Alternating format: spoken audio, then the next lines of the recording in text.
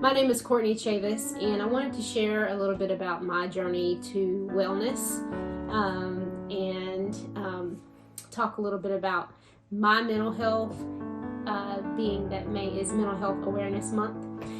One of the things that you'll probably see that may be edited into this conversation will be some of my artwork.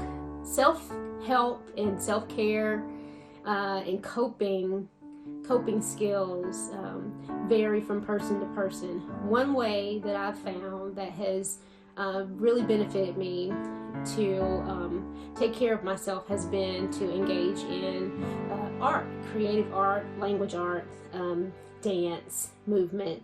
And so for the past probably 18 months or more, at least once a week, I sketch.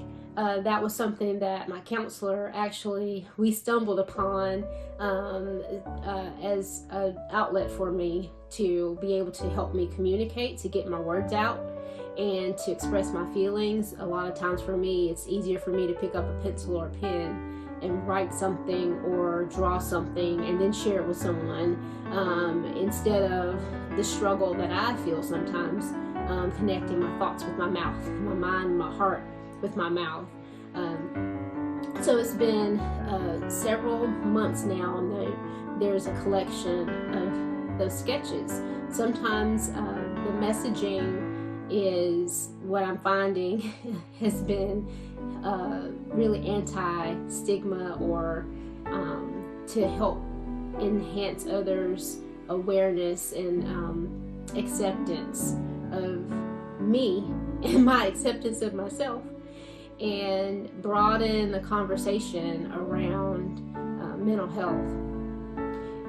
One of the opportunities that also has emerged for me to give myself some space, connect with other people, practice self-care, has been painting in small groups.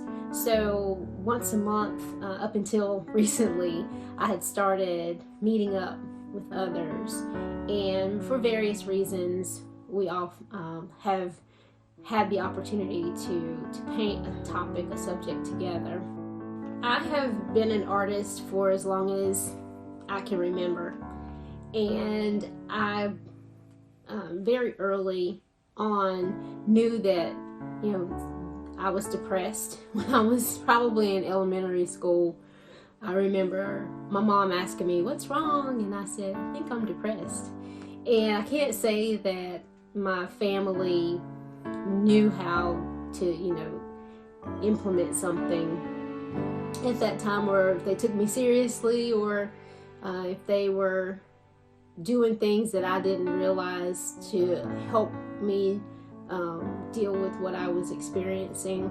But I was encouraged toward art. Art is a strength for me, so it has been very natural for me to lean to that strength. In the past few years, I've experienced several losses.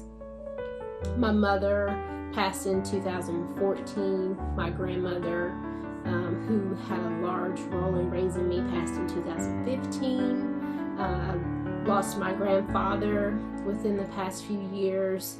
Lost a home, had some job transition, had some major illnesses that I experienced, and went through a divorce.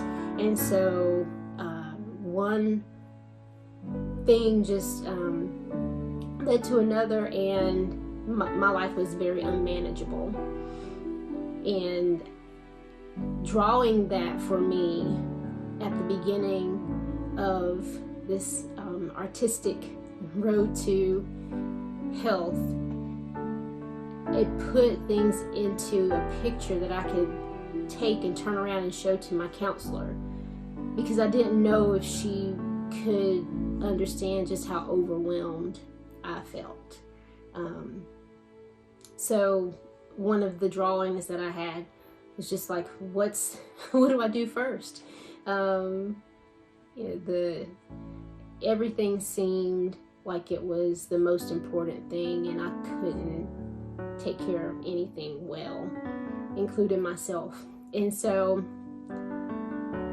for the month of May so far, every day I've been sharing a sketch from over the past few months that I created, and from thinking about why we say certain things, and how they may rub somebody the wrong way, or digging a little bit deeper into negative, self-talk.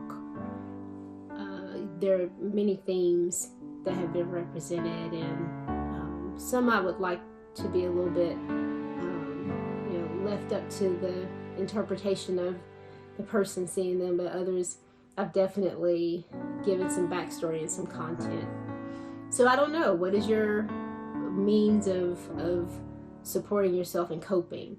I think when people hear coping skills, they automatically think about breathing, and there's nothing wrong with that. My counselor has taught me various breathing techniques, and when you're dealing with anxiety, that can be a very helpful tool.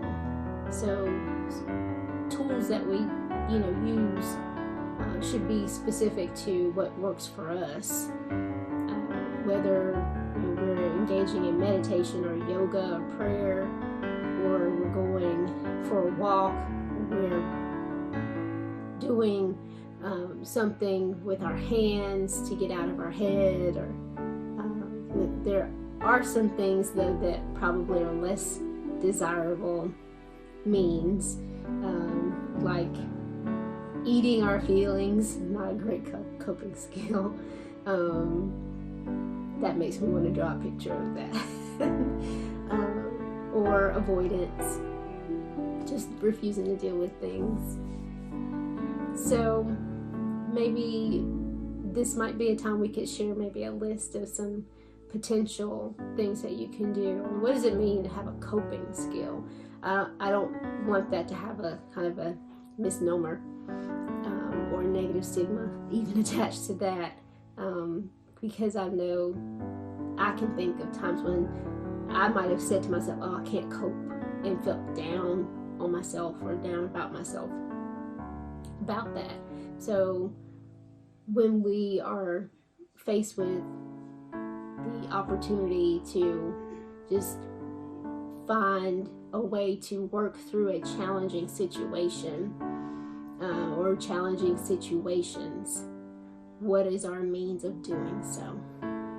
And so the better we are at understanding some helpful opportunities to manage life, the better we get through tough times, just average times, even good times. When I look over the things that come out of my head, they come onto paper, a lot of times it brings up this. I get a little bit of humor, a little laugh. I don't mean to offend anyone by some of the subject matter that I draw and sketch, or even write about, or even sing about, because I do that sometimes too. And so I think that that even that opportunity to connect with other people is encouraging to me. It is helping me along my journey to even see people connect and say, oh, I get it.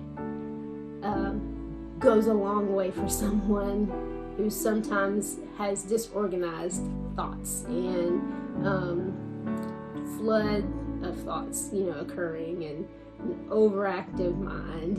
And so encourage others that to look for ways that will be beneficial to them, to press through and meet some of their goals in life.